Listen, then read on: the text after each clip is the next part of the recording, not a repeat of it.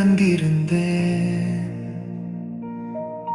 வழியது ஒன்றே என்றான போதும் திசை மாறி களைத்திருந்தேன்.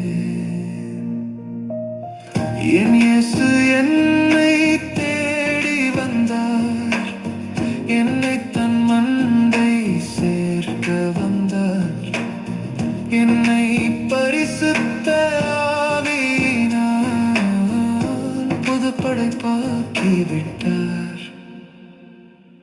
கல்வாரி சிலுவை